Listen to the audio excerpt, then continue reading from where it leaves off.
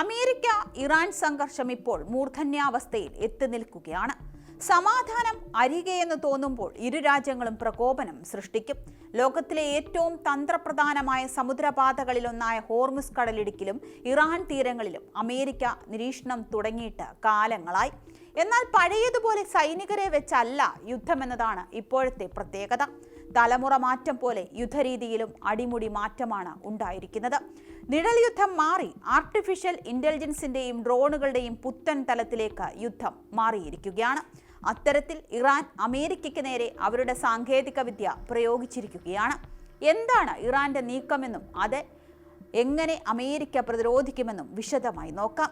Iran തദ്ദേശീയമായി വികസിപ്പിച്ച അത്യാധുനിക ഡ്രോൺ സാങ്കേതിക വിദ്യ, പ്രത്യേകിച്ച് ഷാഹിദ് ഡ്രോൺ, കാമൻ, മുഹീജർ പരമ്പരകൾ കുറഞ്ഞ ചെലവിൽ ദീർഘദൂര ആക്രമണത്തിനും നിരീക്ഷണത്തിനും ശേഷിയുള്ളവയാണ്. റഡാറിൽപ്പെടാത്ത സാങ്കേതിക വിദ്യ, 24 മണിക്കൂർ വരെ പറക്കാനുള്ള ശേഷി, കമാൻഡ് ആൻഡ് കൺട്രോൾ സംവിധാനങ്ങൾ എന്നിവ ഇവയുടെ പ്രത്യേകതയാണ്. ഇത് മേഖലയിലെ അമേരിക്കൻ മേധാവിത്വത്തിന് വെല്ലുവിളിയാകുകയാണ്. ചുരുക്കത്തിൽ കുറഞ്ഞ ചെലവിൽ അത്യാധുനികവും എന്നാൽ മാരകവുമായ ഡ്രോൺ ശൃംഖല നിർമ്മിച്ചുകൊണ്ട് ഇറാൻ മിഡിൽ ഈസ്റ്റിലെ ഒരു പ്രധാന സൈനിക ശക്തിയായി മാറിയിരിക്കുന്നു.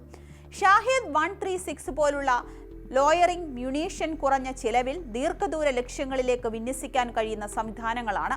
ആയിരക്കണക്കിന് ഡ്രോണുകൾ കൂട്ടമായി ഉപയോഗിക്കുന്നതിലൂടെ ശത്രുവിന്റെ വില കൂടിയ വ്യോമ പ്രതിരോധ സംവിധാനങ്ങളെ പൂർണ്ണമായി നിലംപരിശാക്കാൻ ഇറാന് സാധിക്കുന്നു. ഒരു വശത്ത് ലക്ഷ്യത്തിലെത്തുന്ന ഡ്രോണുകൾ, മറുവശത്ത് ഓരോ ഇന്റർസെപ്ഷനും ശത്രുവിന് വൻ ചിലവായി മാറുന്നു. ഇത് ശുദ്ധമായ സാമ്പത്തിക യുദ്ധതന്ത്രമാണ്. ഇറാന്റെ ശക്തി വെറും വില കുറഞ്ഞ ഡ്രോണുകൾ എന്ന ലേബലിൽ ഒതുങ്ങുന്നില്ല. മൊഹാജർ 6 പോലുള്ള ഡ്രോണുകൾ ഗൈഡഡ് മ്യൂണീഷനുകൾ വഹിക്കാനും ദീർഘനേരം പറക്കാനും കഴിവുള്ളതാണ്. നിരീക്ഷണവും തന്ത്രപരമായ ആക്രമണവും ഒരുമിച്ച് നടത്താൻ കഴിയുന്ന ഈ സംവിധാനങ്ങൾ ഇറാന്റെ ആഭ്യന്തര വ്യവസായ ശേഷി എത്രമാത്രം വളർന്നു എന്നതിന്റെ തെളിവാണ്. ഉപരോധങ്ങൾക്കിടയിലും ഇത്തരം സംവിധാനം വികസിപ്പിക്കാനും കയറ്റുമതി ചെയ്യാനും ഇറാന് സാധിച്ചു എന്നത് ഒരു ചെറിയ നേട്ടമല്ല. ഇവയുടെ ഉള്ളിലുള്ള പല ഭാഗങ്ങളും അമേരിക്ക, സ്വിറ്റ്സർലൻഡ്, കാനഡ തുടങ്ങിയ വികസിത രാജ്യങ്ങളിൽ നിന്നുള്ള വാണിജ്യ ഉൽപ്പന്നങ്ങളാണെന്ന് പറയപ്പെടുന്നു. വിപണിയിൽ എളുപ്പത്തിൽ ലഭ്യമാകുന്ന ഇത്തരം നിയന്ത്രണമില്ലാത്ത ഉപകരണങ്ങൾ ഉപയോഗിച്ചാണ് ഇറാൻ തങ്ങളുടെ അത്യാധുനിക ഡ്രോൺ സാങ്കേതിക വിദ്യ വികസിപ്പിച്ചിരിക്കുന്നത്. തുർക്കി, ഇന്ത്യ, വിയറ്റ്നാം തുടങ്ങിയ രാജ്യങ്ങൾ വഴിയാണ് ഈ ഭാഗങ്ങൾ ഇറാനിൽ എത്തുന്നത്.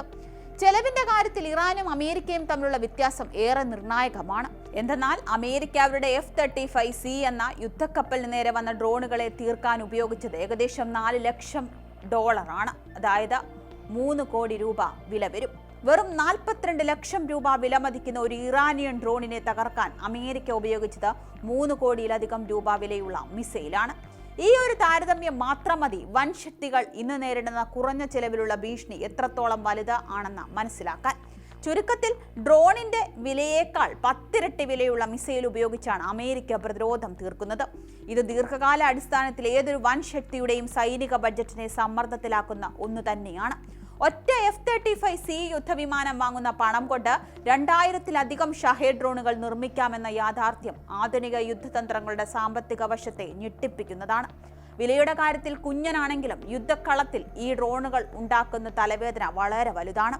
ശത്രുവിന്റെ കോടിക്കണക്കിന് രൂപ വിലയുള്ള ആയുധ ശേഖരത്തെ വെറും തുച്ഛമായ ചെലവിൽ പരീക്ഷിക്കാൻ ഇറാൻ ഇതിലൂടെ സാധിക്കും. കൂടാതെ ഇറാന്റെ ഡ്രോണുകൾ റഷ്യ ഉൾപ്പെടെ വാങ്ങിയിട്ടുണ്ട് ഉക്രൈന് നേരെ പ്രയോഗിക്കാൻ. ഇറാന്റെ ഷാഹിദ് ഡ്രോണുകൾ ഫലപ്രദമെന്ന് കണ്ടതോടെ അവയുടെ ബ്ലൂ പ്രിന്റുകളും സാങ്കേതിക വിദ്യയും വാങ്ങിയ റഷ്യ അവ സ്വന്തമായി നിർമ്മിച്ചുകൊണ്ടിരിക്കുകയാണ്. ഓരോ മാസവും ആയിരക്കണക്കിന് ഷാഹിദ് ഡ്രോണുകളാണ് ഫാക്ടറികളിൽ നിന്ന് യുദ്ധമുഖത്തേക്ക് വന്നുകൊണ്ടിരിക്കുന്നത്.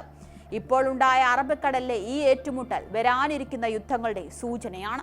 വൻകിട രാജ്യങ്ങൾ തങ്ങളുടെ അത്യാധുനിക വിമാനങ്ങളെ സംരക്ഷിക്കാൻ ഇനിയുള്ള കാലം ഇത്തരം ചെറിയ വില കുറഞ്ഞ ഡ്രോണുകളോട് മല്ലിടേണ്ടി വരും. സാങ്കേതികമായി അമേരിക്ക മുന്നിലാണെങ്കിലും സാമ്പത്തികമായ ഈ പോരാട്ടത്തിൽ ഡ്രോണുകൾ വലിയ വെല്ലുവിളി തന്നെയാണ് ഉയർത്തുന്നത്. ഇറാനുമേൽ ഉപരോധങ്ങൾ നിലനിൽക്കുന്നുണ്ടെങ്കിലും ഡ്രോണിന്റെ നിർമ്മാണം തടസ്സമില്ലാതെ നടക്കുന്നുണ്ട്.